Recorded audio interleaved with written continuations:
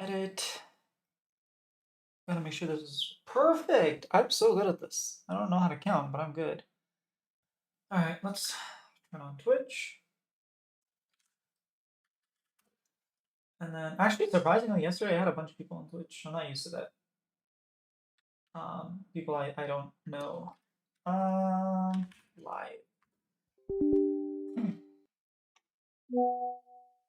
Uh, hey! Is that something to say to a married man? Deus do céu. Uh, is this working?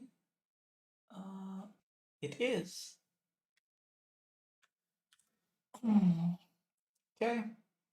Is that everything I need to do? One more thing. Go live. Boom. Add topic. League of Legends. Go live. Tsuya. Okay. Move my man here. Move my man here. How do I pop out chat? Alright, 1:44. Normally it takes way longer for me to do my whole editing stuff. Make sure stream is working and everything. Hey, that's mean.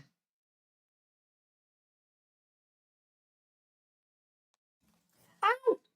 I'm okay, I'm okay. That hurt. Ow, ow, ow, ow, ow, ow, ow.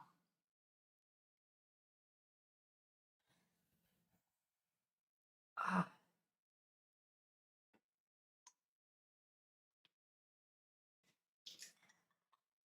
So, yesterday, we had a very long discussion about T1 versus Gen.G. No, my, no, I was doing this with my big toe, and then I think I put a little too much weight, and now my big toe just really hurts. But it's okay, it doesn't hurt anymore. I forgot about it until you messaged me. What was I saying? Yesterday we had a very long discussion about T1 versus Gen.G. And we actually went through like drafting and stuff to see where we can find T1 edges, where Gen.G might falter. Like we looked at a lot of different scenarios. But wait for your Segimodis to show, man. They can always rewind. This is a live show, but it's on YouTube. You can always go back. Fine, I'll wait. I can't even see how many people are watching, is the thing. So I don't know if my Segimodis are here or not. There's 2 people. You want me to speak to the stadium, a full stadium? Wait for your Segimodis to show. All right, I'll give it 2 minutes while we wait for my Segimodis to show up. Not as fun? What do you mean not as fun? They can always just like scroll back. This is YouTube, not Twitch. If this is Twitch, I would be like, yes, you are correct. But this is YouTube. YouTube is where it's at. You can watch on double speed, you can forward and backward, you can pause, you can do so many cool things. I will wait until you give me permission to start. How about that?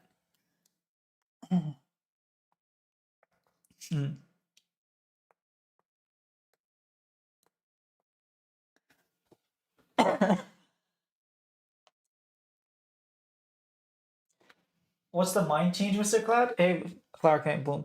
All right, I'll go ahead and start in that case. What's the point of watching a live stream if you gotta go back? I mean, you can always just skip part of it. Go ahead. Okay, thank you, thank you.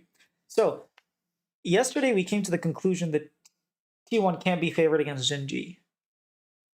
And simply because even though T1 looks better, feels better, is actively playing better than Gen.G, Gen.G has had their number so often. And then I changed my mind. And I said, no, all that matters is the current form. And it's because of 2 specific interviews by Elk and by Elk. Back-to-back weeks that he gave these interviews. And he said that, like, really, it doesn't actually matter how good the team is. It only matters how good you show up. If you don't show up well on the day, it doesn't matter how good you are. You're just gonna lose. And I think he was kind of saying it in the sense of like, yes, G1, T1 are a really good team, and Gen.G are a really good team, but I don't actually care. Because at the end of the day, I know it's not about, we're not playing 100 series against each other. We're not in a league against each other. We're playing one best of 5. Whoever shows up is going to win. And I like that mentality. And so I was like, well, T1 are showing up, man. And so I'm convinced that, yeah, T1 are favorites. I can't see it any other way. Now, this is unbiased opinion. Biased opinion, Gen.G are so favorites. I didn't really care who won very much. But God, do I really, really want Gen.G to win. Because I have a Keen interview. And I very much dislike doing elimination interviews. It's my first time talking to Keen. You know, if I was my third time or even second time talking to Keen, I'd be like, sure, give me an elimination interview. I don't mind. But you get eliminated from World Semifinals, and then you have to do the type of interview that I was planning on doing. I really don't want that to happen. So I am torn internally between thinking T1 are going to win because they're going to show up because they've been showing up, and Gen.G has not in the best of 5 that we saw. I don't think there was a single game that they played out cleanly. Maybe game 5, but even game 5 against FlyQuest, it was more FlyQuest like really needing to press Gen.G and like messing up. So I don't know, man. It's scary. I really don't want Gen.G to lose, but I do think T1 should be favored. And as a matter of fact, like if I had to predict right now, my mind is telling me T1 3-1. My heart is saying Gen.G 3-2. But my mind is saying I think it's going to be a 3-1 for T1. And I don't like that. I really hope Gen.G win so I can get a legit interview because Keen's story is he's been playing for years, man. And it was finally last year where he finally got an opportunity to play on a good team, and then they picked T1, and we know what happened there. They finished first in regular season, didn't they? Last year in summer. Yeah, so Keen has been really trying his hardest for a very long time, and yeah, he finally made it to semis, and he probably thinks he should be making it to Worlds. So they gave you Keen? Yeah, they gave me Keen. So I clearly have a very biased opinion on who I want to win. I will say, I don't mind doing loser interviews if it's a player I've talked to before. But when it's a brand new player, and I guess this is probably more of an indictment on me being my first year, it's my first world. So a lot of these teams, like I've never had an opportunity I've never requested Keen as far as I remember.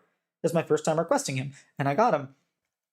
Apparently people don't interview Keen a lot. But yeah, it's because there are so many players that haven't gotten a chance to interview.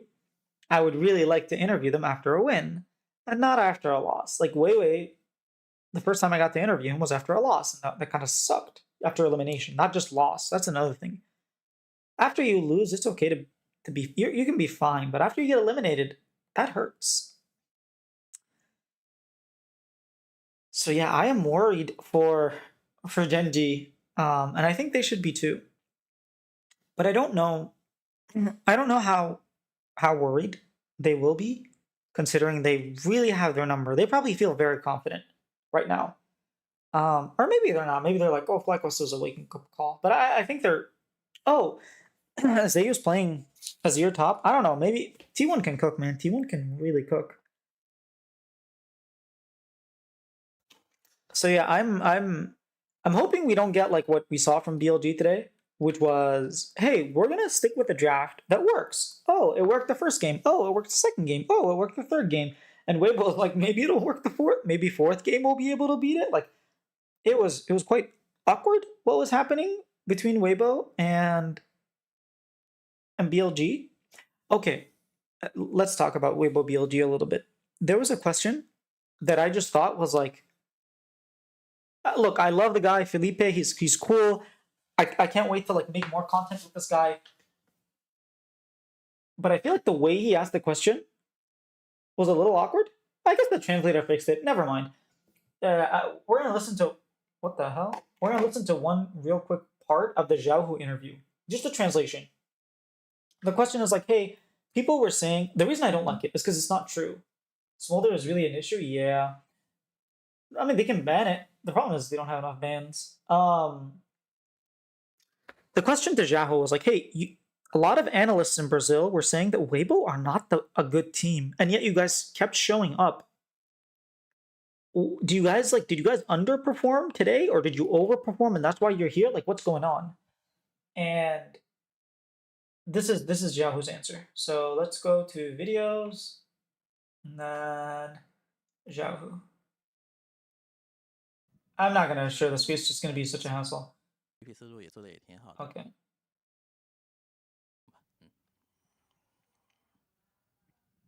So, coming into this World Championship as a fourth seed from LPL, I really feel maybe from the LPL final till the regional qualifier against Gen.G and also the last game against Gen.G, maybe for those kind of best of fives, we didn't manage to perform that good. And after that, coming into World Championship, we start make our improvements for all the game, and we feels like for all the game we even for the games we didn't manage to get the final victory, but we still got some opportunities inside the game, and sometimes we just be able to get a Baron and have some good plays. But I think the part that we left some regrets is about the mid game. For the mid game with the aggression decisions, we feels like we can just do better. I feels like after the quarterfinals, maybe in the quarterfinal we perform quite good, so this really gives more hope to the fans. But for today's game, I must say BLG they have a very good ban pick plan, and they really make a very good restriction to my main lane champion choices to ban out my champions that can really have a very good laning phase or can be dominant in the laning phase. That second part, I know it doesn't answer the question, but that second part where he was like, they had a really good pick ban strategy where they were able to ban out very specific things that we wanted to play, and they were able to get their game. And like when they were playing their game, we basically couldn't win. That's like the gist of what he was saying, right? I feel like it's going to be the story of Gen.G T1. If T1 can break Gen.G in draft, T1 are going to win. If Gen.G, like you're saying, Flower, I can see Faker playing Yone and Chovy picking Smolder, and we see the same scenario with Yahoo Knight. Exactly. The same thing happened. Like I think that embodies what Gen.G is. Gen.G versus T1 can be. The only difference is with Weibo, they didn't have Keria. They had Crisp, and I think Keria is a big X factor in these games. Him and Owner do a lot more than Crisp and Tarzan, even though Tarzan is like an amazing jungler. I think in general they just play better in that duo. They're able to link up the jungle support. So I do think T1 have a little bit more opportunity and more advantages. But I think that if we get into these same situations where Gen.G is just getting the drafts that they want and T1 aren't making anything happen, I think it's going to be like in the mid game, kind of like what we were saying, like in the mid game, we just weren't able to do much. Yeah, I think then it becomes quite difficult. BLG looks scary good. Yeah, BLG. Dude, I think BLG are going to win it all. I know yesterday I was saying T1 could win it all.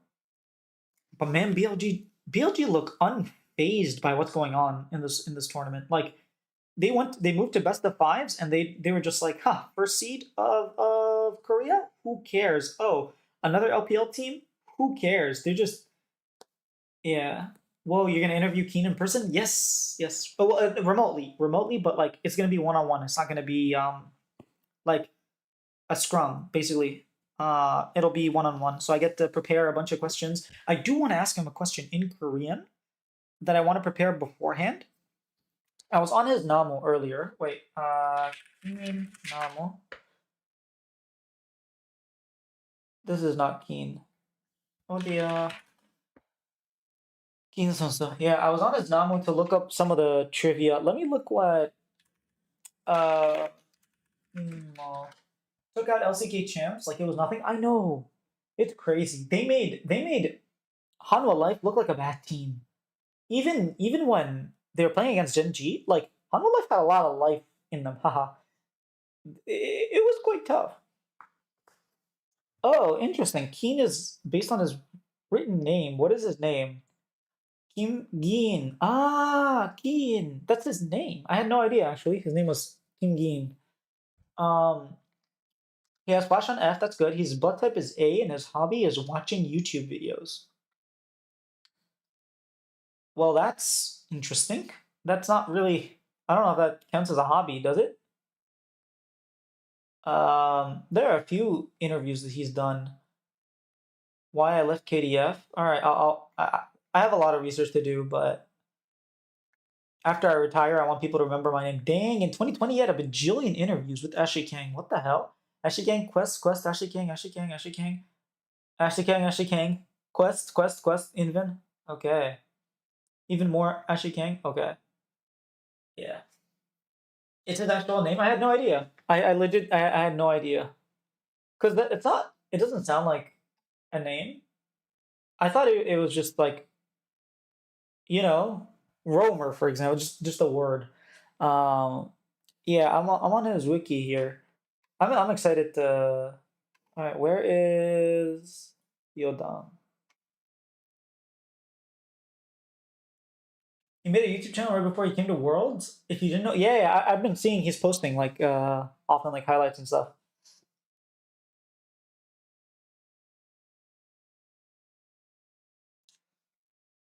His role model is Smeb apparently.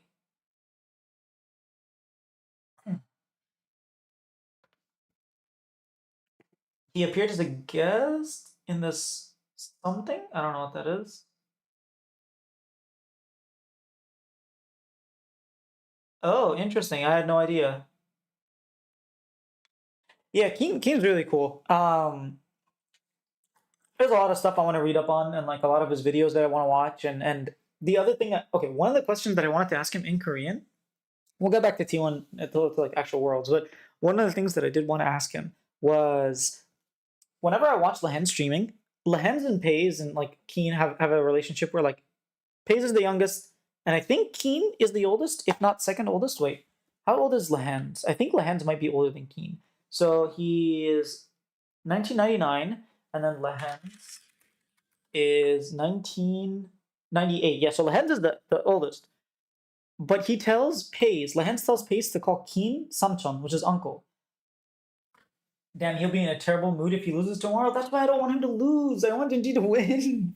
Hope he'll be able to navigate. Yeah. Lehens is the eldest. Yeah. So he has Pays call. He keeps telling Pays to call Keen Samchon and call Lehens Hyung, which is like uncle and brother, older brother, which I thought is quite funny. And then Keen, I remember one episode I was watching of like this stream. Keen was like, "Why am I Samchon when you're older?" He's like, "Oh, because you look like a Samchon. You look like the eldest." So I thought that was quite funny. So I do want to ask him things about like Gen.G life and how different it is from playing on KT and Africa Freaks for all those years, and just generally, I want to be able to touch on his career and really highlight a lot of the things of his personality that might not necessarily come out, especially to Western fans. We just see him as a really, really good player. Lehens likes to troll. I mean, Lehens is my favorite player. I love Lehens, man. He's always trolling. In an interview, I asked Lehens. I'm sorry, I asked Tarzan.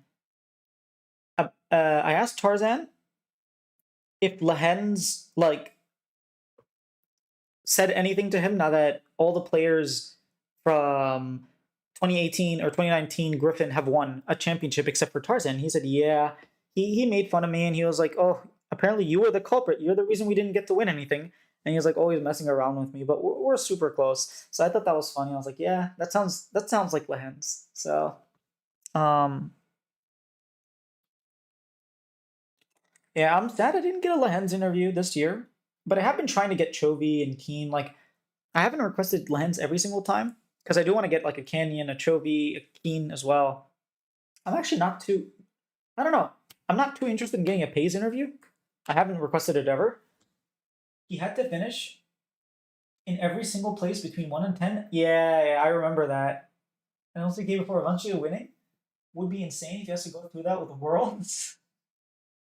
I mean, he got eliminated in quarters twice. The first time was 3-0. The second time was 3-1.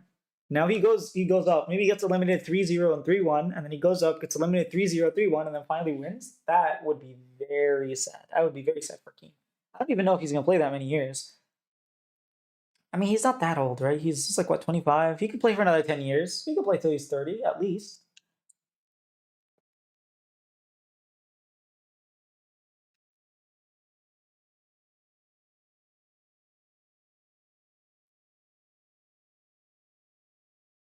Who's Dread? Pro gamer? Oh, apparently he has a good relationship with this dude, Dread from Ijon. Ijon? He? Hyuk? What does he play? Fujisan Jungle. Oh, he's a jungler for what? For oh, he used to play. That's right. Now I remember him. Dang, he used to play in LCK. I forgot about Dread. He was close to Dread, huh?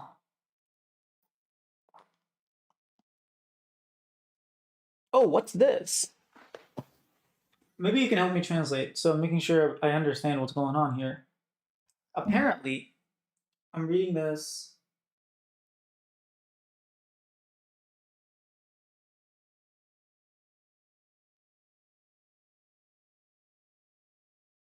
I'll look into it later. But anyways, Gen.G T1. Um, I would be very sad if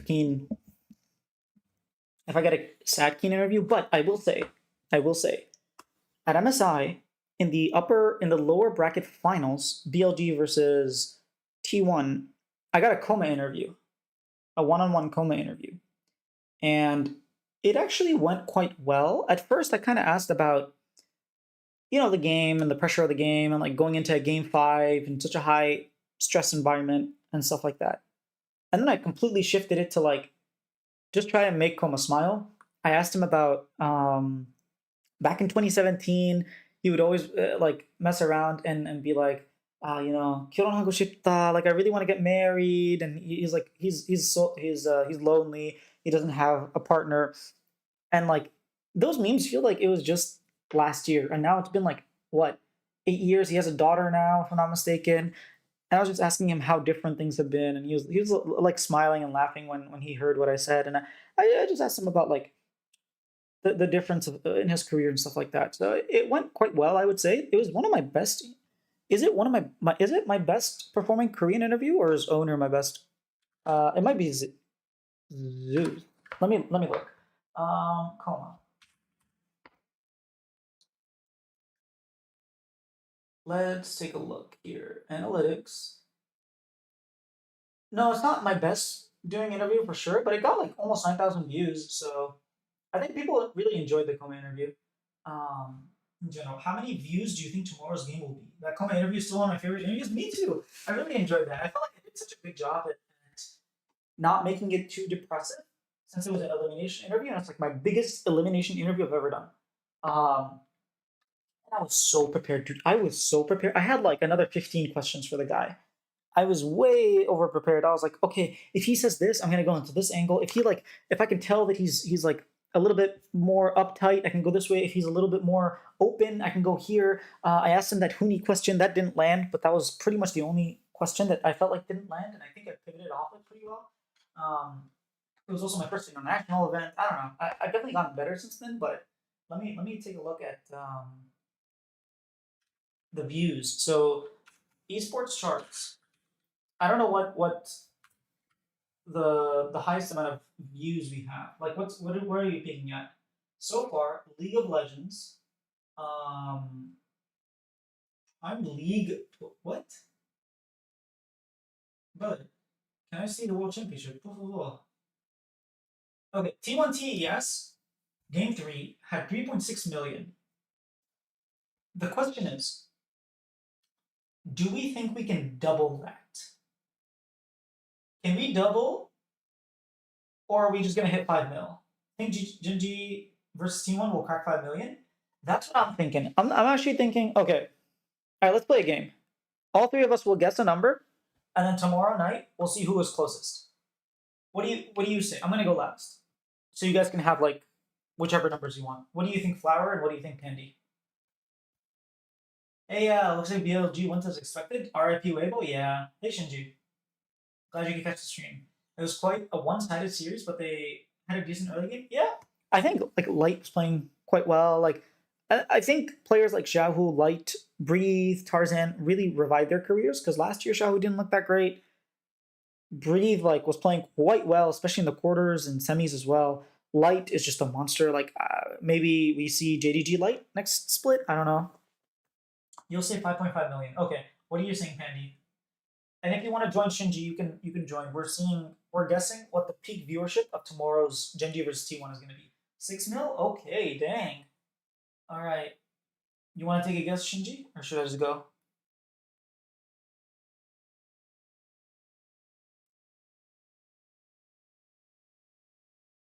T1. Here's the thing. Gen.G versus Fly hit 3.5 million. Then TST1 3.6. I think I'm gonna go lower. I think I'm gonna go. I'm betting at least 6 million. Okay, so you and Pandy are 6 mil, 5.5 mil. I'm gonna go. I'm gonna go 5.2. I'm gonna say 5.2 million, and I'll type it in chat so I can look up chat later tomorrow in case I forget what I said or what anyone said. All right, and then tomorrow. Actually, you know what? I'm just gonna take a picture. That way I don't have to go through camera.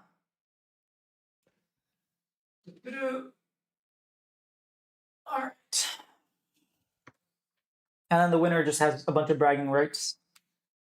I do think it's gonna be huge, and I actually think we'll hit 6 million for finals, world finals, like T1 versus BLG or Gen.G versus BLG.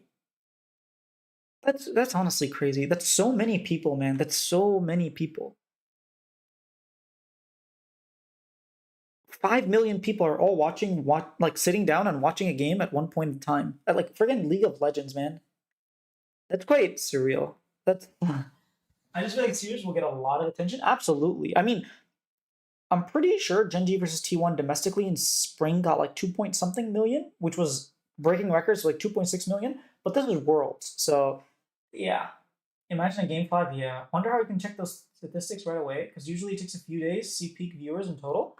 I think normally within the day it comes out. No, if it's T1 Gen.G was the finals, that would be crazy views. Yeah, I mean last year, even though it was Weibo, it's I mean I guess the Shy is quite popular, but it still was like a lot of viewers. Every year we're just breaking records over and over, and it's quite disappointing that Riot can't monetize this so the teams are stable enough because the teams are complaining they're bleeding money, right? We have to like get rid of Brazil and sorry, get rid of LLA and merge Brazil and North America because Riot can't figure out ways of Riot isn't sharing money. And more than Riot, I feel like the teams imagine, okay, hypothetically speaking, you are, let's just throw out a team, not Cloud9, let's just say you're Dignitas, right? You got Zen, you got like APA, now that he's eliminated, you get like Jojo Pune, considering he didn't make it to World Finals, and you get like someone from like Whippo, right? And every week you just have a podcast talking about the games. Or after every time NA plays, or after every big game, you just have a podcast. You call it the Fly Podcast, right? Let's just say not Fly, sorry, the Dig Podcast. Something like that. How much viewership, how much interest, how much likes and subscribers and like attention they're gonna get from chopping up those stuff onto TikTok, from just being on YouTube, being on Reddit. They're going to be like the top one. Everyone's gonna want to see what Sven Vulcan and Jojo Pune have to say about Impact, have to say about APA or Quad or Chovy. Like everybody's gonna want to see that. North American players, everyone's gonna want to see that. Like Niski right now, like if you had Niski, I Will Dominate, and who's the third one you could pick up? Inspired, for example, right? And just they have a podcast. I know Inspired was playing, but just hypothetical players.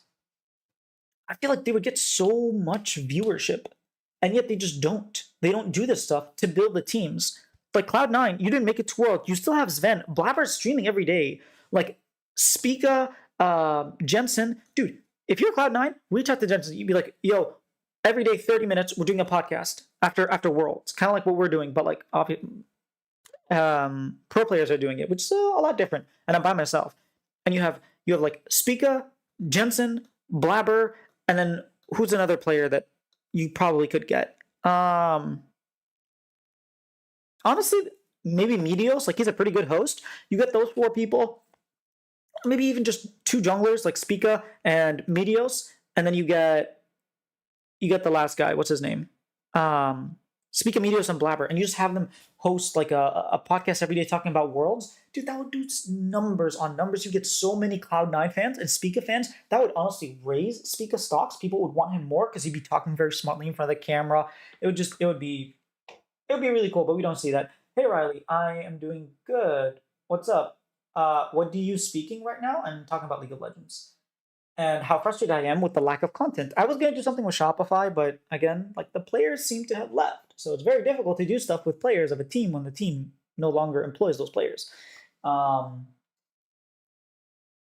it's odd how despite the upward trend of views, they can't distribute funds efficiently to struggling regions. I don't think the regions are taking advantage. Look at G2. G2 do so much content. Like FlyQuest did pretty good content. Team Liquid did content. Like 100 Thieves did like 1 video and a couple of tweets and stuff. But like, there's no reason well, there is reasons. I know why. But like teams like Dignitas, who had Sylvex, teams like what other teams didn't make it? Cloud9, who have their players streaming. Their players are streaming.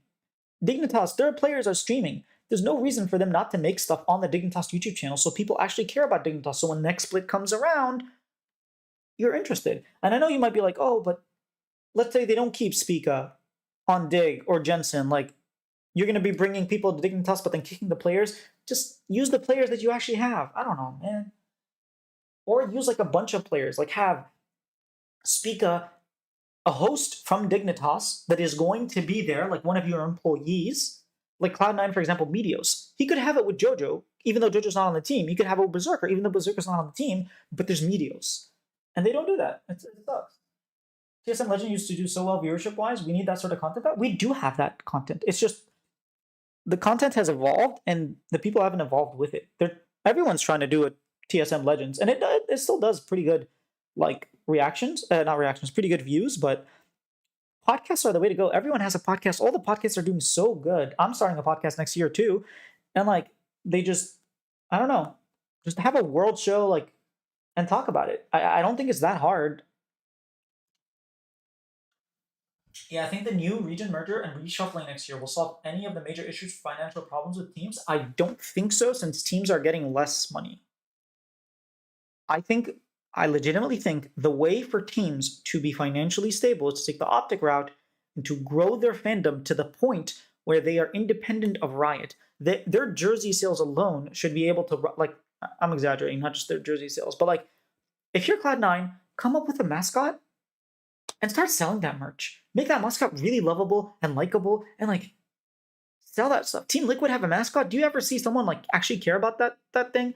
You know, if I'm Team Liquid, if I'm FlyQuest, we just came up with 2 mascots. I'm making a little like story, like a little not a webtoon. What is it called? A comic book of my 2 like mascots, and I'm making people actually love them. I'm getting someone to do animated art, like animations, and have them like be lovable characters that people actually want to interact with. I'm having them do the announcements, like AI virtual streamer core, like doing these announcements. That way you always have someone there and you don't have to depend on like a specific employee or a specific streamer or contractor or content creator or player. Like you don't have to do that. You have a mascot that represents you as a brand, and its likeness can sell.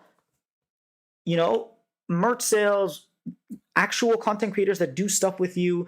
And then all of a sudden, when you're this big, when you're Optic size, your sponsors are heavy money. You get one sponsor, that probably covers your entire roster the entire year. That probably covers everything. You're already in the green just through one sponsor. But now you have to have like 6, 7 different sponsors in order to be with Riot's, money in order to be in the green. So I just think teams need to tap into that, because Riot is not willing to do that for you.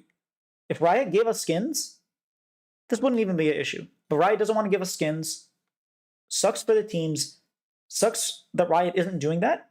And I think there's a huge opportunity cost, because guess what? That will sell. Like, you guys will still make money off of it. But hey, they don't want to do that. That's up to them. Like, it's their decision at the end of the day. So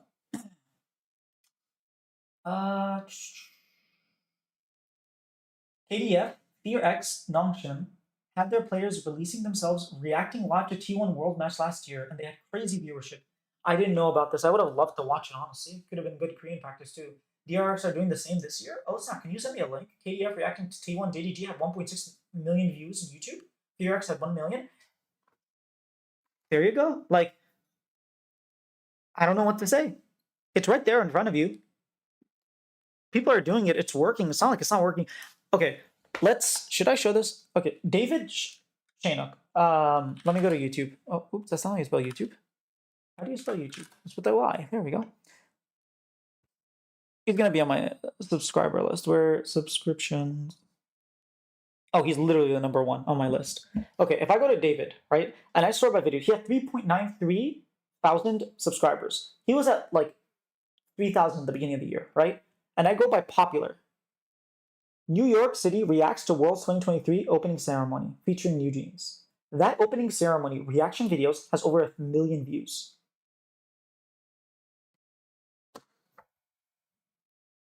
If this guy, who has 3,000 subscribers, by the way, at the time of recording, probably less, if he can get 1 million views, and your videos like IMT are getting 200 views, 100 views, there's something clearly wrong with what you're doing. And then all they do is complain. They have all the right to complain. But my problem is you should not complain and then do nothing. You complain about what's not working, and then you find another avenue. You have to take responsibility, man. To be honest, I know nothing about viewership numbers. I mean, it's very simple. You have viewership. If people are watching you, you can attract sponsors. Because what do sponsors care about? They want to sell. How do they sell? You have a lot of people that are watching your thing. You vouch for that thing. People will buy it, especially if you give them a code. That's just why being a content creator, being an influencer works. It's because sponsor money exists. Louis Vuitton, like all these companies, every single company, Adidas, like Pepsi, all these companies are sponsoring stuff, are spending millions of dollars sponsoring people, sponsoring organizations, sponsoring content creators, sponsoring companies, sponsoring everything. ESPN, Red Bull, like you think of it, they are sponsoring someone or something, because right now there's so much information out there and so much competition that you want to be the number 1 on mind. When I want to buy shoes, I don't want you to think about Puma. I want you to be thinking Nike. Because your favorite content creator talks about Nike and gives you a code, and because that person talks about Nike, and because you saw it in the mall and you saw it here, you saw it there, like they want to be on the top of your mind, right? And they're fighting for this market share. And so if you draw 1 million viewers, they're like, oh snap, if I spend $100,000 here, if I spend $300,000 here, 1 million people are going to see it. But if I were to give the $300,000 or $1 million somewhere else, those people wouldn't see it. It would be less effective. So all of a sudden, you can demand more money. You can be like, hey, if you want the sponsorship, it'll be $1 million over this year. It'll be $2 million. Like, think of one singular Mr. Beast video. If you want to sponsor that, that's probably like in the millions in order to sponsor one video. But you got 150 million people watching. That is so worth. That is so worth. And until we are able to draw in money and actually give sponsors results, because we had a lot of sponsors with big promises, and we burnt those bridges. So right now, we need to remedy those bridges by actually having the viewership to back it up.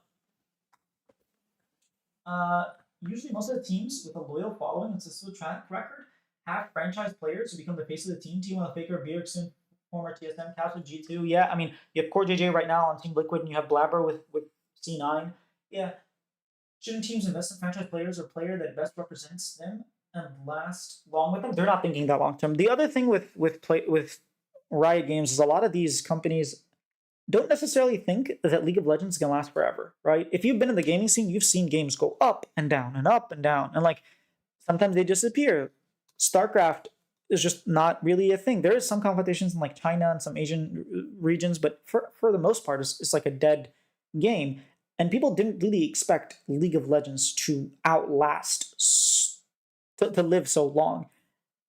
And so the idea was like, hey, we're going to raise $10 million. We're going to take our company valuation from 10 million to 100 million. That's going to happen in the next 4 or 5 years. And then we're going to sell and we're going to be millionaires. We're just going to chill for the rest of our lives. And so it doesn't matter if we build a fan base. There were some teams that did care about that. Don't get me wrong. But it doesn't really matter because at the end of the day, we got rich off of it.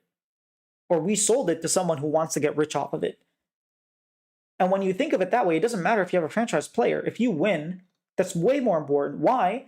Because no one cares about a franchise player if he's on a bottom team. How many people cared about Revenge when he was on IMT? Quite a lot, actually, but that's besides the point. Like, that's how they're thinking. So, um, good point, because KDF were promoting their sponsors in these live reactions as well. Had good traction, if I recall correctly. Yeah, I'm not surprised. I came to Shopify. Hey, another Shopify fan. Welcome, Carolyn. Uh, as a longtime Turtle fan, absolutely, and I'd love to see more Turtle. You know what? I'm gonna reach out to Turtle right now and see if he will come on this show after World Finals. Let me hit Turtle up, or I'm not gonna hit him up directly. I don't have his contact, but I do know who. Uh,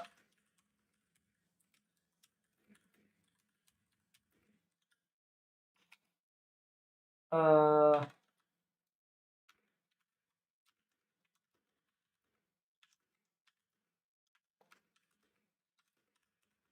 oh snap! Actually,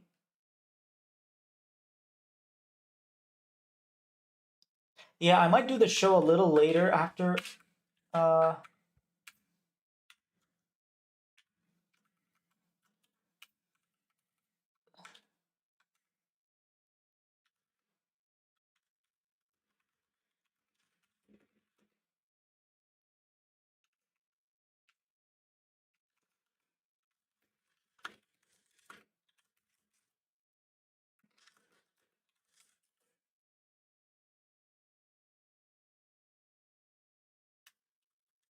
all right, I hit him up.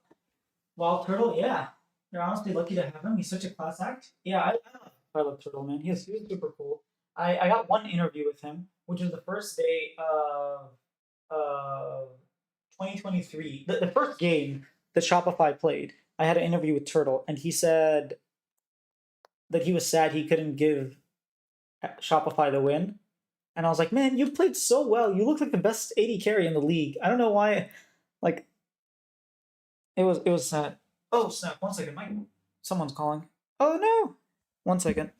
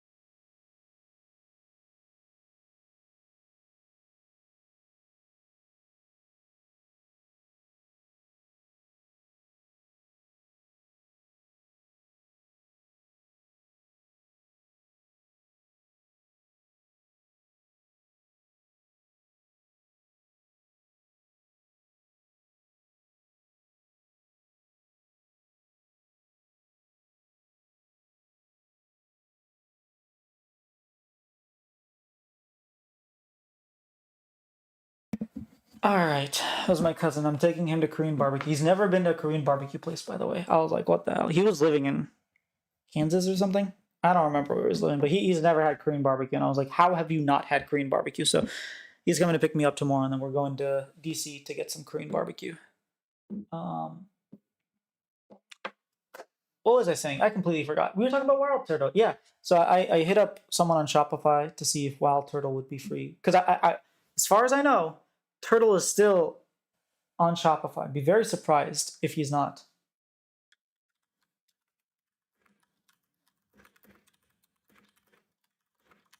Let me make sure he's still on Shopify. But yeah, I think that teams should do more stuff around Worlds. And that's actually okay. I had a don't tell anyone.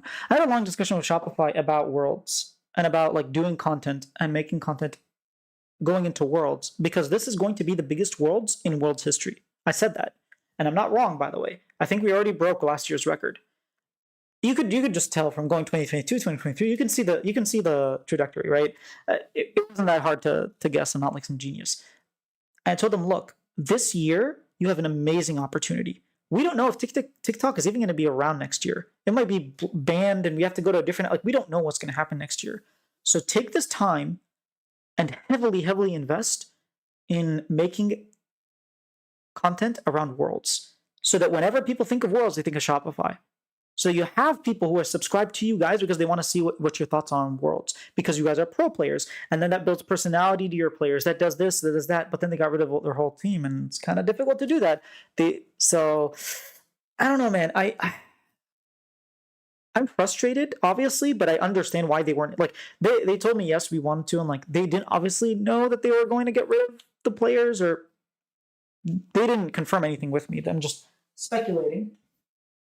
Whether they knew they were gonna like get rid of players or not, or like they weren't sure how the offseason was gonna go. So when it becomes a little murky, it's really weird. You're a DC guy. I don't live in DC. Shopify do need to be doing more content for League. Yeah, I agree. So okay, going into next year, Shopify will have a lot more content. I will make sure of that. I will like pester them to no end to make sure that Shopify gets more content out. And I think that they have set themselves up for a lot of success. I live close to DC. I'm in Maryland, but yeah, do you live in the States, Pandies, Andy? I just assumed you were Korea, like you live in Korea, but you didn't talk about the NBA. I don't know. You could be in the US. Also, don't tell DC, but I don't very much enjoy DC. I don't like going down to DC. How far is it from here actually? The one the K barbecue place. I gotta take him to Hot Pot as well. There's a really good hot pot place that I took my brother to one time. It's a Chinese place, and my Chinese friend took me there, and it was really good. And I took like a bunch of people there, including my brother, because it's so good. Um,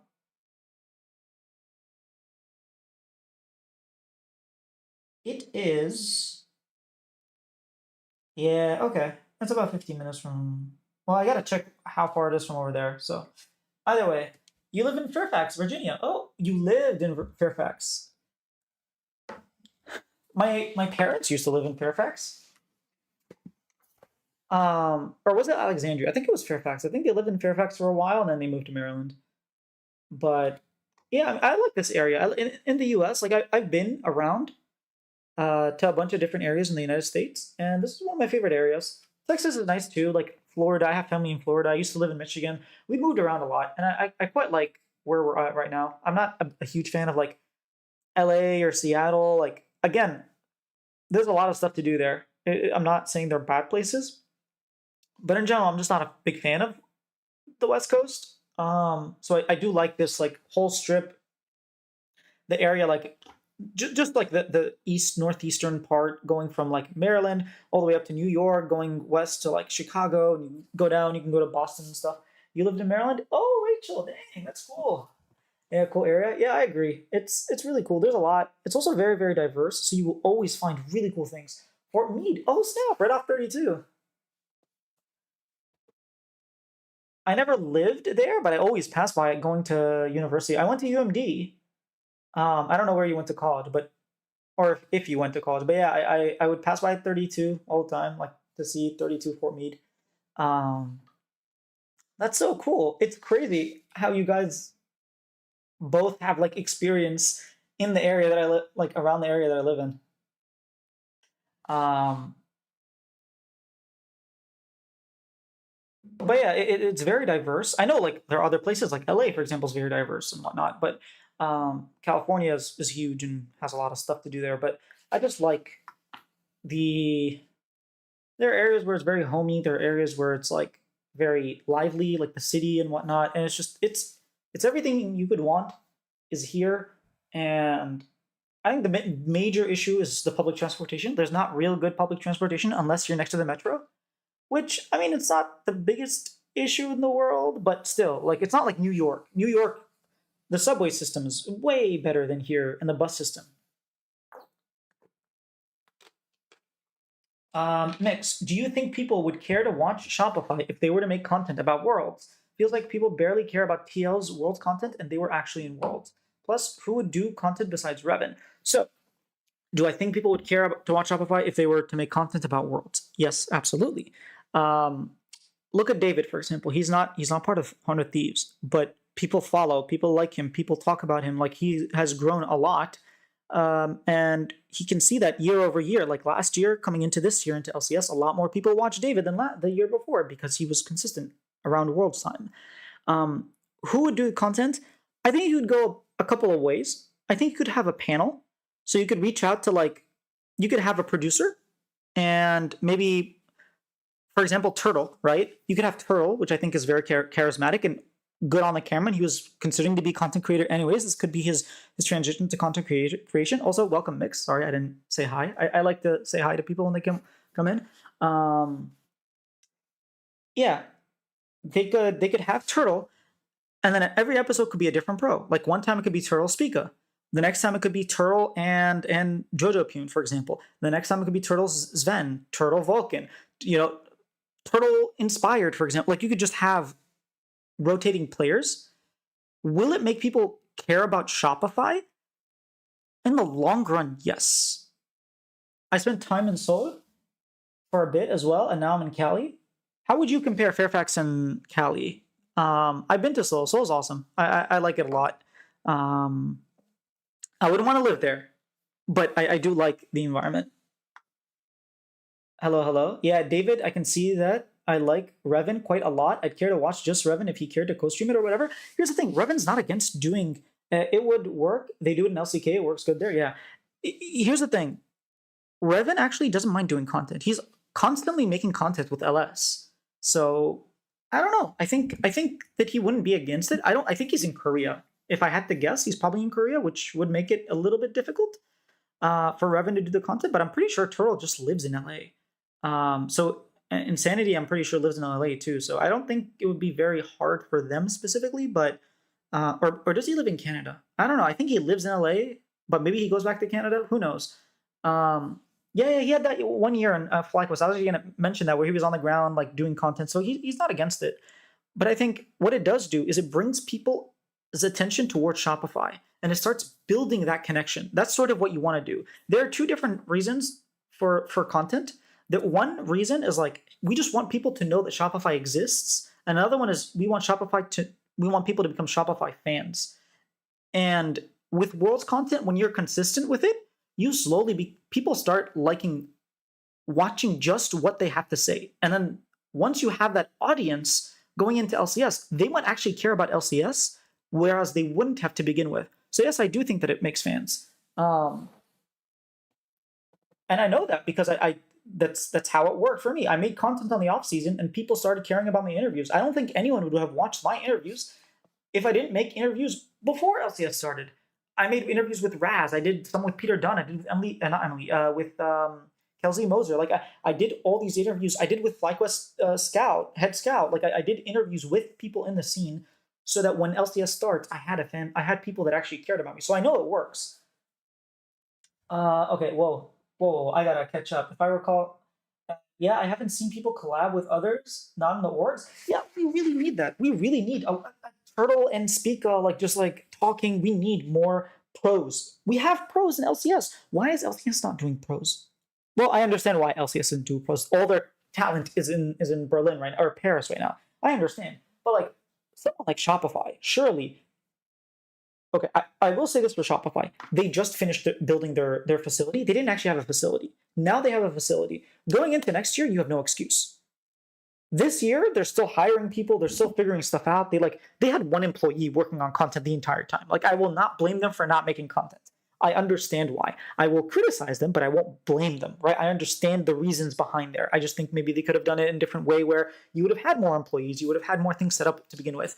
Anyways, that's a whole nother discussion. Maybe I can talk about things I want to see from Shopify in 2025 as a video. That's actually not a bad idea. But I do think that there are teams like 100 Thieves. Well, 100 Thieves won, but like Cloud9, I think has only a team house. But I'm sure they have like a content room where they could make the podcast that they make with Meteos.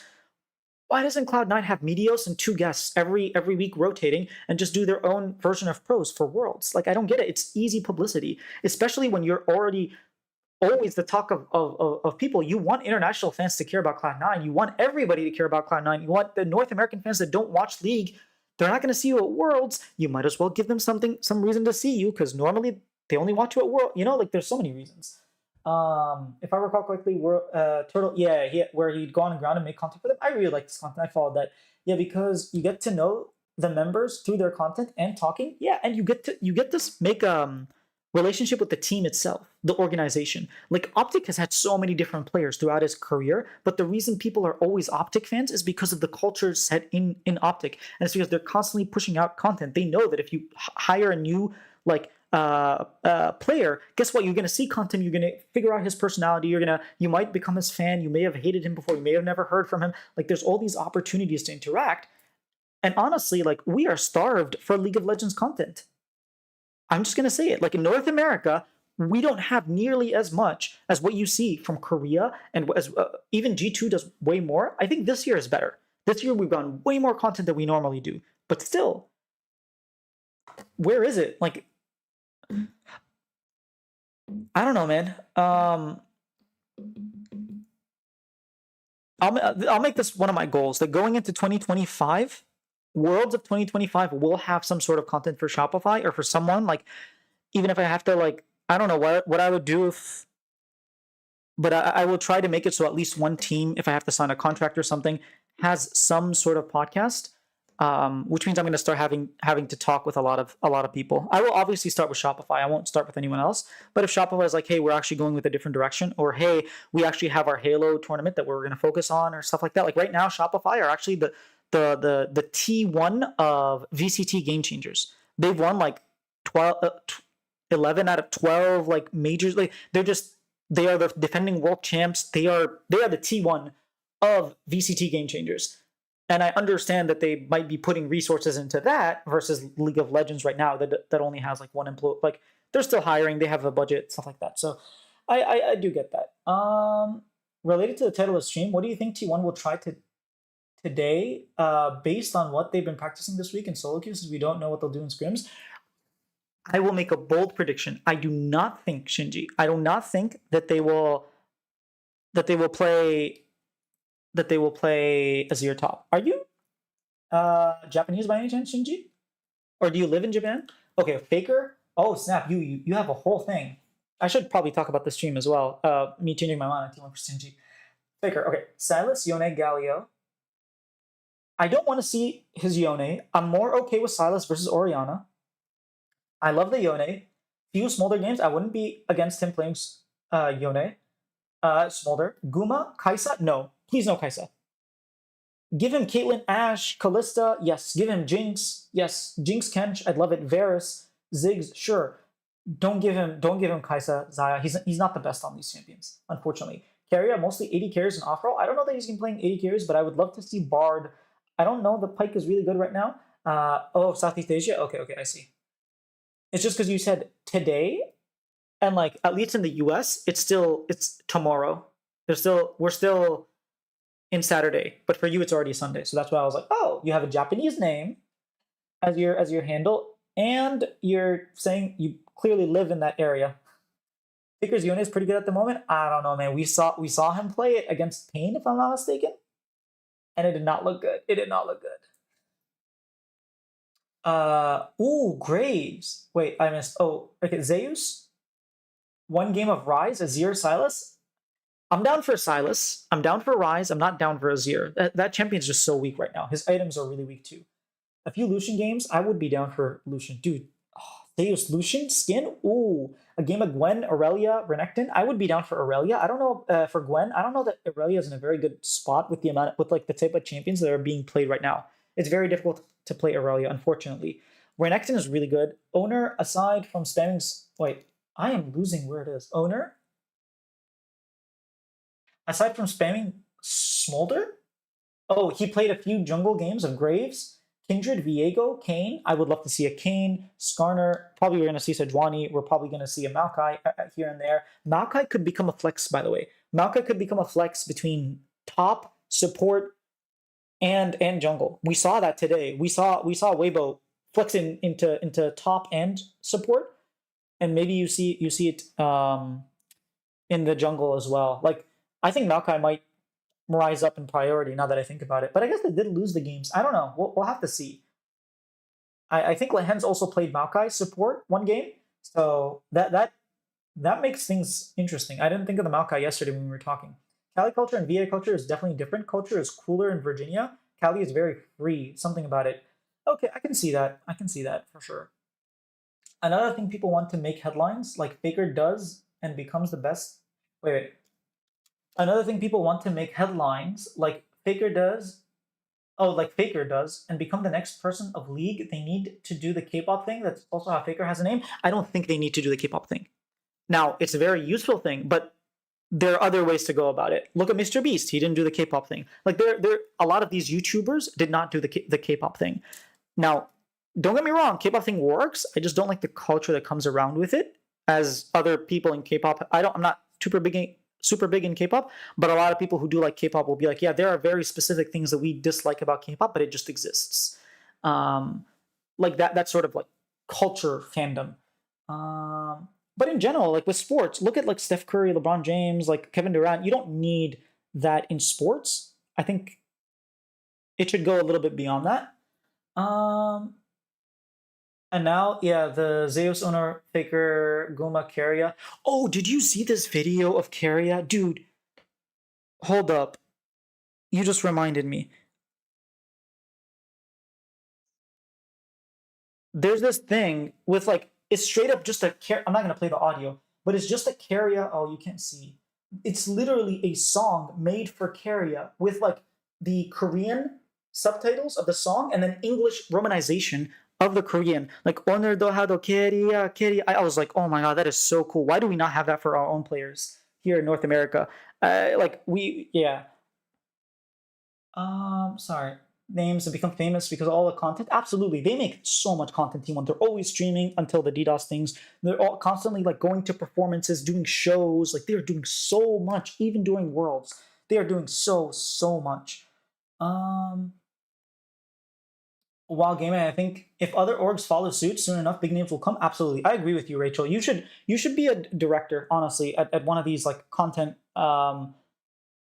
like a head marketing director, like a chief content creator or something for some teams, because you clearly get it and they don't. Forward as long as they're consistent. Agreed. Nope, I'm from SEA. Faker's Yone is pretty good at the moment. He's been cooking it with it in solo queue. Solo queue is different than playing against Chovy. I'll take that.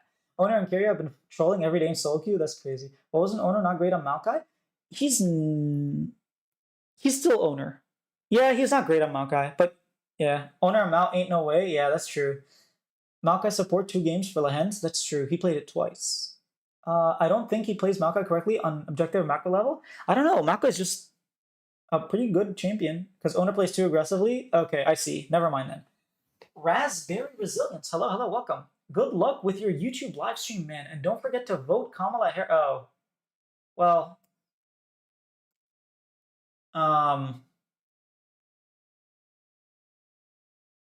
This isn't a political stream, sorry. I think all of them have a song. Oh, snap. Penty Zandy? Really? I would assume all of them do, but like, Zeus song goes. Wait, let me catch up. Could you send me a link? That'd be really cool. Yeah, T1 put tons of effort into building up brands for their players with individual documentaries and story building. Just like Amon, they released 2 deep dive, high quality documentaries. I think one of them was Red Bull. It wasn't T1, but yes. Dang, Carrie music video. Yeah, they're just K-pop stars who just happen to be pro players at this point. I think it's the other way around. They turned their K-pop, their players into K-pop stars. And again, a lot of T1 fans actually have problems with what ends up happening with it. And a lot of players have expressed it behind the scenes and stuff like that. So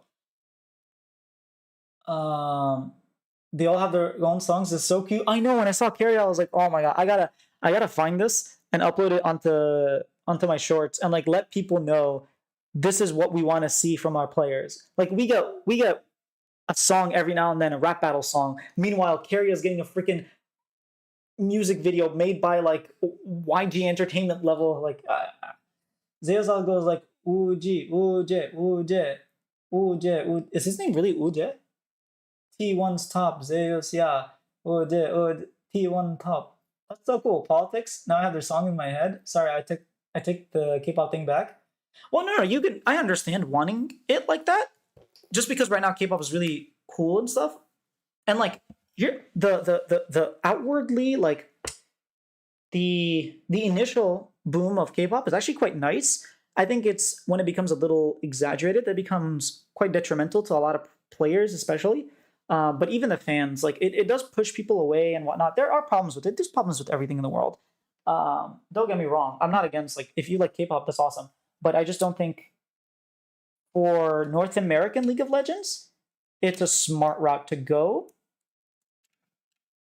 But that's just my personal opinion. I don't know. Maybe they turn Jojo Pyun into a K-pop star on Mad Lions, and all of a sudden he's like he's the next faker of North America, of the West. It could happen, but yeah, there's some parts that are annoying. Absolutely. It also, but not all. Yeah, it's also just a little bit. It's very difficult on the players. Like if you want them to be competitors and not just artists, because the thing with sports is that you're not just an entertainer, you are also a competitor, which becomes very difficult to balance in general. And then when you add on like the K-pop fandom, it becomes very, very difficult. Um, so yeah, there's a reason like sports like the NBA and the NFL don't necessarily do that with their players. It's not because they can't, right? Because look at Taylor Swift. Like it's not like North America can't do that kind of thing. We can. It's just with sports, the fact that there has to be some sort of competition makes it very difficult to turn people into K-pop like into K-pop, especially in the West. In the East, it's a lot easier just because it's easier with the culture. Whereas in North America, people are more free to do what they want, and that's not necessarily very K-poppy. Man, thinking of T1's schedule, it really impacts their health because they barely take breaks because of celebrity obligations. I don't think they've taken a break for the past 3 years. They've had the tightest schedule. Even who was talking about it? Was it Owner? I think it might have been Owner who was saying, yeah, I think it was Owner who was telling me that, like, think about 2022. They make it to spring finals, they win. They go to MSI, they make it to finals, they lose game 5. They go to summer, they make it to finals, they lose. They go to World Finals, they lose. 2023, same thing happens. They go to spring finals, they lose. They go to MSI finals. No, they don't make it to MSI finals, but they make it to the lower bracket finals. They lose. Then they make it to summer finals. They lose. Then they make it to summer world finals. They win. Then in the off season they have the tournament. This is not including all the obligations, streaming hours, and like all the shows and variety shows, TV shows, all the stuff that they do, all the performances. There's a super cool like Rivers Flow Into You Faker. Like he has a whole piano. He went on a huge stage and was playing that in front of everybody. Like there's a lot. Oh snap! Cloud. Hello. They go to the Red Bull event. They go to freaking France to play, and then they go back. They make it to spring finals. They lose again. They make it to MSI. They make it to lower bracket finals. They come back. They go to EWC. Then they come back again. They make it to the third place, the lower bracket finals again in summer, and now they're in semifinals of World. Like their schedule, there's not a single team that has had a more packed schedule. It is crazy. Um, Koi and Casey have insane fan bases as it is. They behave similarly as European football fandoms. Yeah, it's quite insane. I agree, and that's only at Worlds. They don't worry about those obligations. Yeah, maybe that's why we get T1 buff. Maybe losses. then obligations. I can feel my soul leaving my body hearing all this. Dude, I am tired just saying of their schedule. Just saying their schedule. I'm like, man, I need some water. Hold up.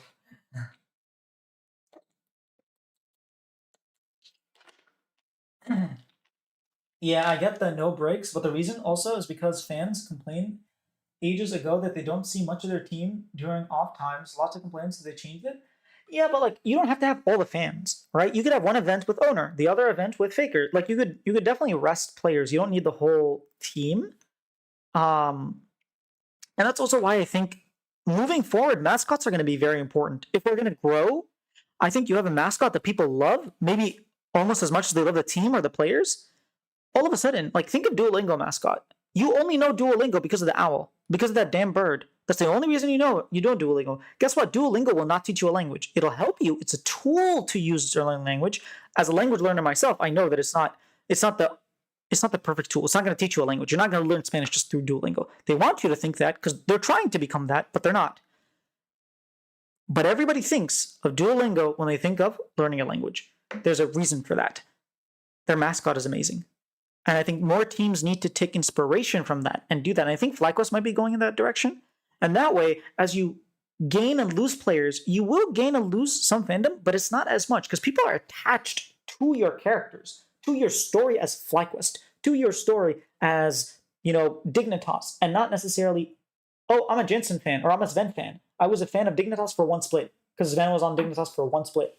And now I'm a C9 fan. Like, you don't really want that to happen as much. It's always going to happen. You understand that as a team, but you don't want it to be 50% of your fandom. That's crazy. Sorry, some of the reasons because of that. Yeah.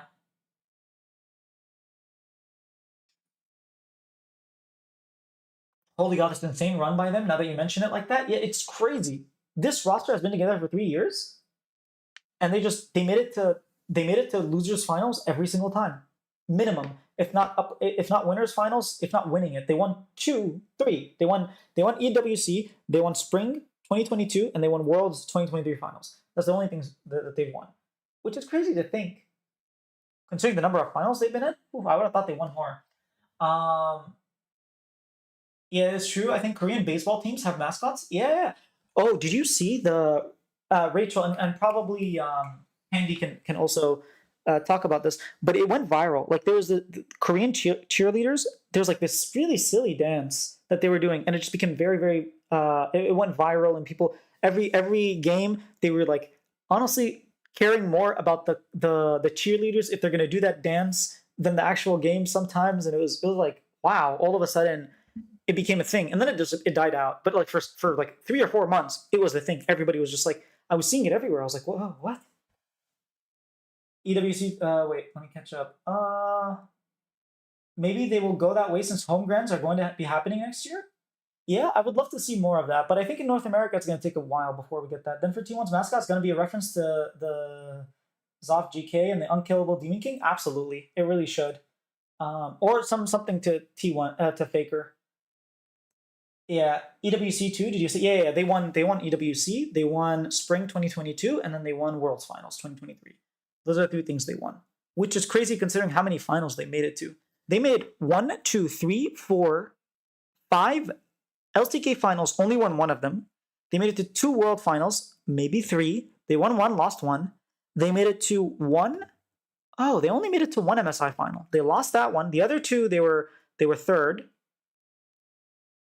And they made it to EWC finals and they won. That's crazy, man. Imagine being T1. I'm not gonna say you're lucky, but like I am so jealous.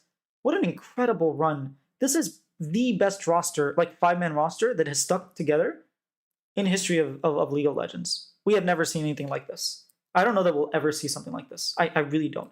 Even Gen.G, like JD, it's crazy. Listen to the Zeus cheer chant. Can you send it to me? Handy. Yep, and then top 3 all events. T1's competitive record, even though it's Silver Road since 2022, is insane to achieve for any team. That's right. 2022 was the no, it wasn't the Silver Road. They won one of those splits. Shinji. It's really close, but they did lose. They did win Spring of 2022. I wonder if there's ever been a silver road. Let's think. 2023, Weibo, no. 2022, who made it to finals? T1, they didn't do it. 2021, Dom won 2 splits. Oh, it couldn't have happened actually before 2023. Because if you go to MSI, you must have won the split. So yeah, oh, you sent it doesn't pop up here? Oh, snap. Okay, how do I enable links or how do I wait. Let me see if it's like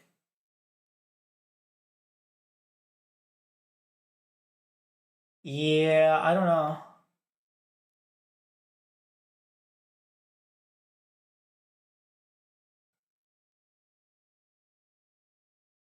Uh maybe just send it as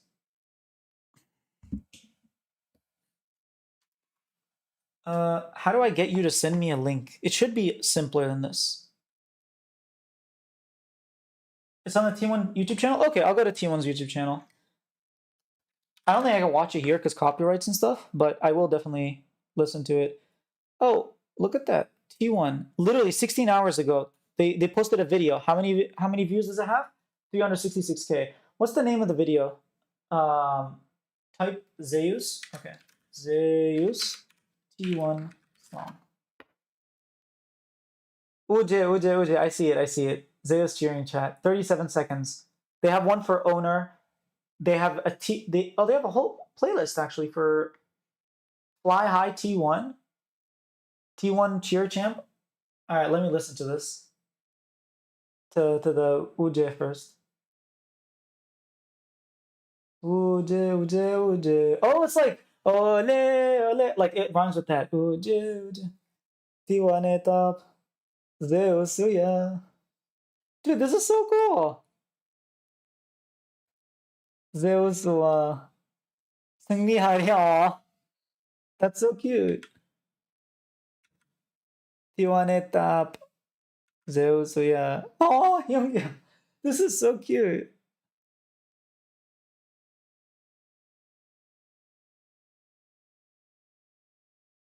Dude, that is so cool. Especially at the end. Kitty! And then carry out the carry you to Gumayushi cheering chat. Why don't we have this for no? Dude, Faker's one has 619,001 views, and then the Zeus one has more, 711,000 views. Oh my god, man! T1 are just amazing. Gen.G studied them like crazy too, and T1 and has T1 down to the minute, minute detail. Yeah. I mean, going back, I don't know. Now I kind of want T. Okay, as much as I think it would be really cool for T1 to win, and just to cement the legacy of this roster, 3 international finals appearances with 1 win already. I do think that I really don't want to have a Keen loser interview. Come on, please don't give me Keen losing, please. No. Cooler when a huge crowd singing and dancing. Yeah, the video I was showing was Carria. Like there was a huge crowd all singing and dancing. I didn't know about this, man. I don't watch T1's content too often. I do, but I mainly watch Gen.G's content for Lehens because I really like Lehens. I used to be a huge Hanwha Life fan. I still am, but I used to watch all their content. I don't as much right now. I don't know why. I think the last thing I watched was their spring loss to T1 3-1. They had like an episode, like their documentary series. I watched that, and that was the last I watched of it. Huh. I don't know. I don't know why I don't watch more. Dude, have you watched Owner's documentary? It's insane. Just came out. Yeah, I did. I didn't finish it, but I watched a little bit of it. It really is so cool that they're doing all of this stuff for T1. But yeah, T1 scored 366,000 views.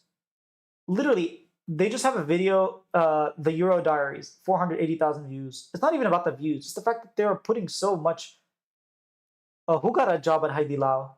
They have a video of someone getting a job at Haidilao. The Reckless video, like they're just pumping out content. And yeah, North American teams aren't doing that, and I don't know why. T1 had home ground event a few months ago where they hosted the KT versus T1. Yeah, I remember that. Dude, that was incredible. It felt like finals vibes, man. It felt like we were playing a finals already. It was really cool. I can't wait to see more stuff like that. Oh, you want to know something very sad? Everything except for the finals, the final weekend, in the LPL was hosted on LNG's home ground. LNG didn't win a single game. They won games, individual games, but they got 0-3'd in the upper bracket and got 3-2'd or 2-3'd in the lower bracket in front of their home ground, in front of all their fans. That's sad, man. That must be really, really sad. LNG finished top 2. They were the second overall in standings. Like, it looked like they were gonna do it, and yeah, they didn't. It was sad. I wanted to see them in finals. This is the second year they make it to quarter. Dude, poor LNG. I hope someone did an interview with Tarzan after today, because I would like to see what they said. Oh my god, the rare home ground debuff. I know, it was so sad. It was so sad, especially the first game. The crowd was so hyped for LNG, and they got 0-3 stomped. It was sad. Home ground are cursed in league. Well, yeah. Oh, that's right. KT lost. KT won both.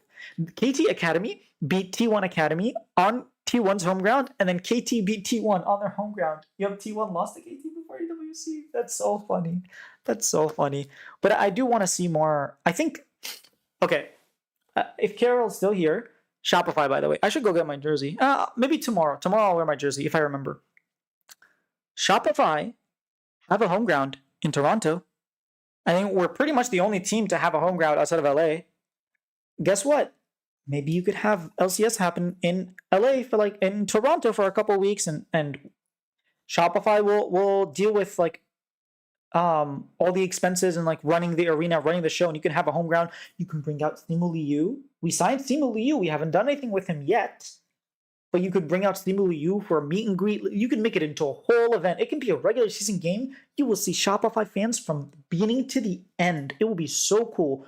Or you host finals there. That would be really cool. T1 was so bummed, but the coolest thing. Why am I? Okay, T1 was so bummed, but the coolest thing afterwards, the fan meet cheered them up. Aww, and then they left and ended up winning the EWC. That's really cool. Think about it. With Worlds, historically, a team from the Worlds venue would lose because home ground. Only Korea won that twice. Yeah, Korea last year. Well, the first time I wouldn't really count because it was really only Korea that was challenging for Worlds. But then, most recently in 2023, that was Korea did not. People thought JDG was going to win, and if not JDG, Gen.G. No one thought T1 was going to win, but they did. So that's quite rare. Oh, another thing, another really cool thing about today's results. With BLG winning, they are the first all Chinese team to make it to World Finals. They've always had some sort of import from Korea. Last year was the Shy. EDG, they had Viper and Scout. FPX, Doinb. I think Gimgoon is Korean, if I'm not mistaken. Gimgoon? He is. Gimgoon is Korean. And then the year before that, the Shy and Rookie. So yeah, every single year that China makes it to Worlds, whether they win or lose, to finals, they've had a Korean. This is the first time we have a pure Chinese team that's going to be going against a pure Korean team. This is 5 Korean versus 5 Chinese. If you remember the meme was 5 Chinese can't win. Way back when, like 2013, 2014 era. And this is the first time we're going to get. Wasn't Royal Club all Chinese? Really? No. Royal Club. Or RNG, I guess I should be looking for. I don't think they were. Season 3, what was the roster? How do I do roster? I'm gonna put this here. You might be right, Shinji. And I'm just the troll. It's not letting me see the roster. Okay, here we go. 2013. Okay, 2013, they had. Was Tabe on? Or no? You're right. You're right. I lied. I'm a filthy liar.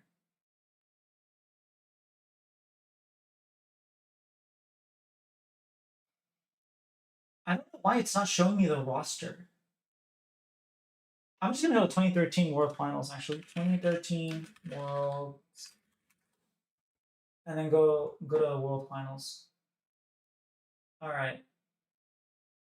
Circuit points. No. Where are the World Finals? Okay, there we go. Godlike, Lucky. Yeah, they're two Hong Kong with Tabe and yeah, but it was full Chinese. Oh, you're right. Okay, I made a troll. I really thought. Okay, well, if they win, they will be the first all Chinese team. So, oh, sorry, you said something. Think about it with world's history, Oh yeah, only Korean. That's true. No way. It's fine. I'm surprised too that this is probably the second time there's an all Chinese five-man team in finals. Yeah, dude. How unlucky is Uzi, by the way? How unlucky is Uzi? Uzi and Xiaohu are the two players that lost to Faker in every single stage, right? Because they lost in finals, they lost in semis in 2017, they lost in quarters. Did they lose in 20? Oh, maybe Uzi didn't lose to him in quarters. Did Uzi lose to Faker in quarters? Because 2022 they lost to T1, but there was no Uzi. It was Gala and Xiaohu. Yeah, I'm not entirely sure if Faker ever beat. Okay, 2015.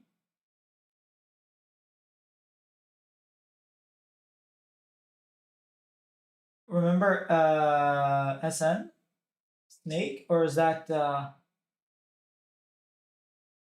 Suning? Oh yeah, Suning in 2020 when they made Worlds. Isn't Uzi like the greatest to ever win Worlds? Yes, Uzi never won versus Faker in a best of five. No, he did. He did. What are you talking about? Oh no, he didn't. He beat Longzhu in 2018. He didn't beat Faker. You are right. Oh snap. 2016? No, 2016.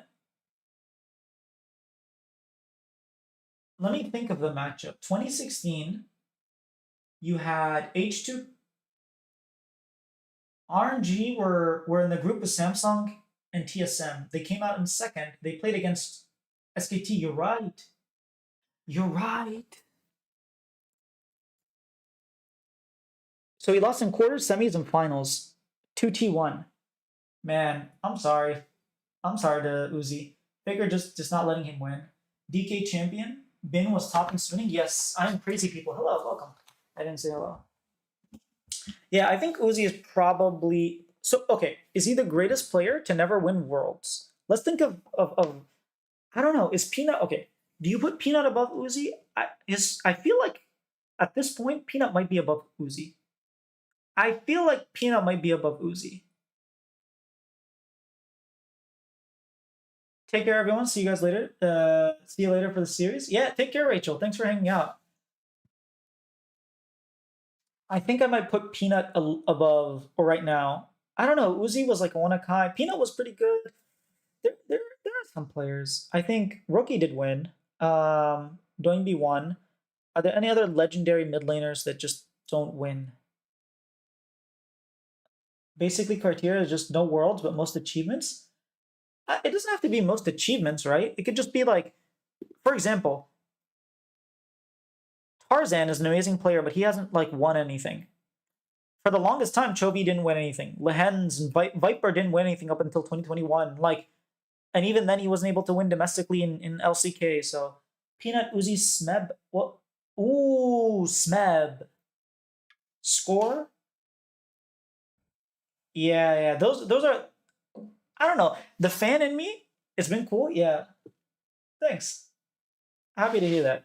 I think the fan in me wants to say.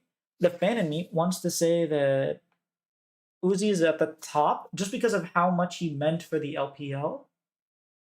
But then what Peanut did, no one else has ever done. He's Peanut in 2022 was first seed. In 2023 was the first seed going to Worlds. In 2024 was the first seed to go into Worlds. Smeb, that's pain. Yeah, dude, Smeb is just Smeb and Score, like that 2018 roster, he was too good. I agree. Clearlove, okay. Clearlove internationally was a choker. I don't think he's above Uzi. I don't think he's above Uzi. Clearlove was hated for a very long time when he went to EDG, and like, how many times did EDG fail because of him? Uzi used to be like the icon of LPL too, like Faker was to Korea. Yeah, I think with that, I think Uzi is probably one of the best players to not make it to Worlds. I think he's top two. For me, it's just Peanut and Uzi. Smeb is an amazing player too. Score is okay. Maybe 3 years ago, I would put Uzi and Score, or Uzi, Smeb and Score, and like wouldn't put Peanut. But the past 3 years, Peanut has just proven himself time and time again. EDG 2015 World Flashback with Krillov. How do you lose that, man? I'm so sad. I'm so sad. Like 2015, they just go so lifeless, and then I'm pretty sure game three against Fnatic, they pick like Kennen 80 carry or Victor, something crazy like that, and just lose. It was so sad. It was so sad. I was like, there's no way. EDG, the reigning MSI champions, looking like absolutely insane. Even they were in a group, by the way, with T1 SKT at the time. I remember this, and they were like, "Oh, maybe EDG are hiding their strats because they don't want to show too much to T1 in the first round robin. And then second round robin they lose, and then they lose 3-0 to Fnatic, and people are like, oh no, they just sucked." Ay caramba, the Def TP incident, yes, dude, I'm getting flashbacks. This is bad. Let's forget 2015. Let's forget about 2015. LGD, they didn't make it to Worlds. They got COVID. Sorry, they got COVID early. They didn't make it to Worlds. We don't talk about LGD. I was like, people were like, LGD are favorites. LGD are favorites for Worlds, and then that happened. I will say, Flash Wolves finished first in their group. I'm pretty sure that's like one of the very few times in World's history that a Korean team does not finish in the first seed, and it was for the the Korean Killers Flash Wolves. It was so cool. I actually thought CLG were going to get out in front of Koo Tigers. I was like, man, I had my hopes up, but yeah, they had like all that drama issue with like Huhi being jungle, and like it was a mess. And then they lost to Pain that last game, Vayne versus Draven, BRTT. Ah, those were the days, man. Those were the days. BRTT, Kami, those were the days.